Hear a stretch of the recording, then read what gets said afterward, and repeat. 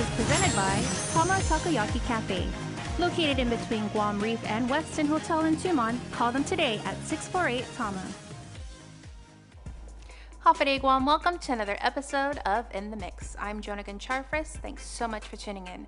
A great show lined up for you this evening. Coming up, we make our way over to show sponsor Tama Takoyaki Cafe to see what new dishes they have rolling out.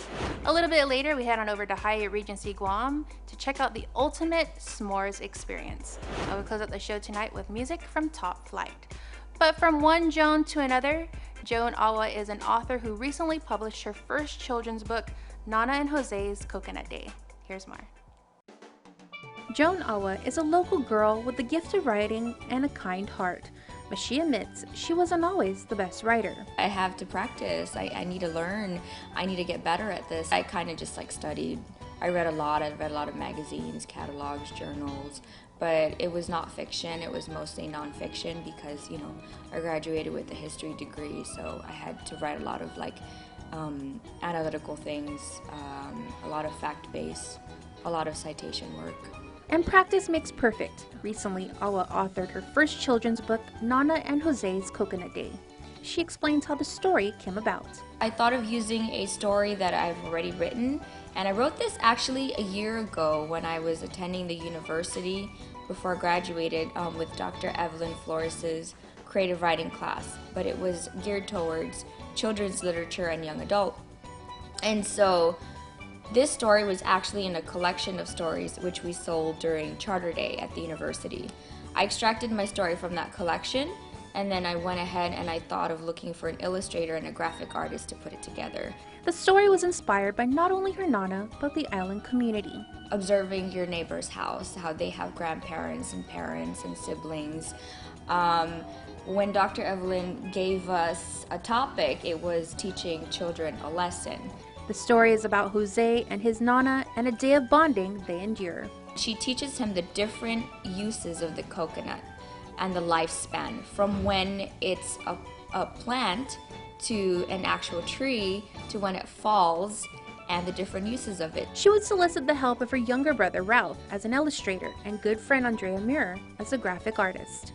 It is a book that would not have been possible without the support and donations from contributors of Awa's Write Travel Read campaign that she posted on Indiegogo, a site similar to GoFundMe and Kickstarter. At first, it didn't generate so much because nobody was reading what my purpose was or what I was doing until later on when other people were donating because they were actually reading it, and I did have friends tell other friends about it. She exceeded her goal with donations ranging from $5 to even $500.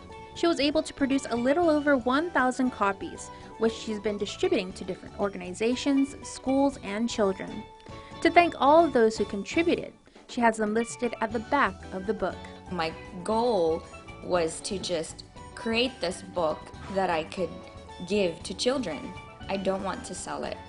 And I never would want to profit off of something if I'm already making money from somewhere else, So I thought of a way where I could publish this, make it into an actual book, and just give it back to the community, to the children of Guam, to the children of the Marianas, but at the same time, give it to children who would want to learn about our island and our culture, given the circumstances they're in, because a lot of these people that live in third world countries, or these children, they may not be able to leave their homes, because traveling is actually a luxury. It requires money. And she is humbled by the amazing response, with people locally and abroad messaging her requesting for copies. Honestly, my goal was to just create this book that I could share with children. That's all. I didn't know that it would get this far. I advertised it out there in a way where it was kind of just promoting myself as a writer. Awa is preparing to head out on a small book tour to distribute the books to an orphanage in Bali and even to schools in the Philippines. In the Philippines, there's schools out there that I have reached out to. And then actually the company that has published this book, she publishes the books for the public schools there. So she's able to contact public schools for me or organizations. And they've been very helpful. When you tell your story and they know that you have a cause or a purpose for it, people will help you along the way, and a lot of people have. Locally too, you know, there's been schools contacting me, and it's amazing.